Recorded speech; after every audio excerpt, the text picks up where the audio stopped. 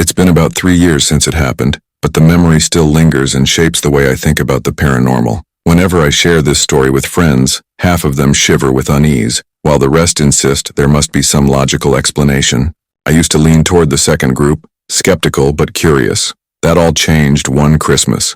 My family decided to take a trip together. My parents, and my two siblings, were not religious, more on the agnostic side, so ghosts and the afterlife were never topics we paid much attention to, but my parents thought it would be fun to stop at a haunted hotel in Jerome, Arizona, before heading to a resort further down the road. The entire town has a reputation for being haunted, but this particular hotel had once been a mental hospital place with a dark history. We checked in, and were given one of the suites known to be the most haunted. The place was huge, 2 connecting rooms, perfect for all of us. At first everything seemed normal until my mom and sisters wrinkled their noses. They swore they smelled something rotten in one corner of the room. I couldn't detect anything and brushed it off. That evening, while exploring the town, I asked a bakery owner about the hotel's reputation.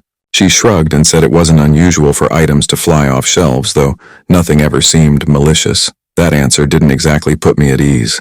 Later that night, we joined the hotel's guided ghost tour. A large group of us wandered through the old building, each handed an electromagnetic reader. The guide shared stories of former patients who had died within those walls.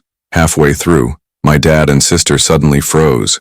They claimed the doorknob of a nearby room was rattling violently. I didn't see it myself, and honestly, I was beginning to feel bored. But then came my own experience. I sat down on an old couch in one of the haunted suites, asking my sister to snap some photos of me. As I waved my hand over the table to pose, I felt an icy, bone-deep chill washing over my hand and wrist. I yanked my hand back instantly, startled. When I looked at the photos, my stomach dropped. In 3 consecutive shots, you can see the progression, me looking startled, shaking my hand, and in each frame, a faint white mist swirls around my wrist. It appeared in one, stretched across in another, and vanished in the last. I still get chills thinking about it.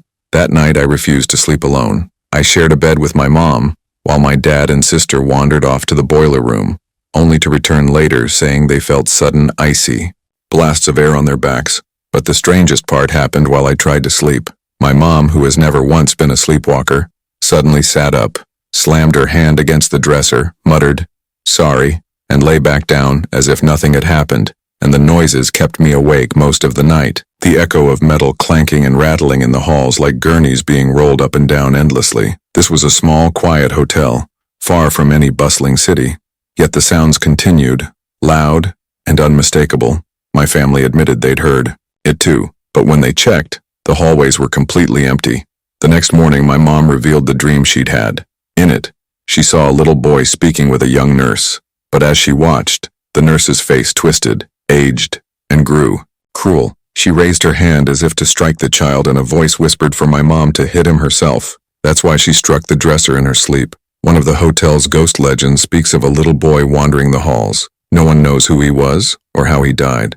But after that night, I can't bring myself to dismiss the stories so easily. For me, the photos are the hardest evidence to ignore. I won't share them publicly, but they exist. Proof that something was reached out and made contact with me that night. And no matter how much I want to rationalize it, I can't shake the memory of that freezing, inhuman touch.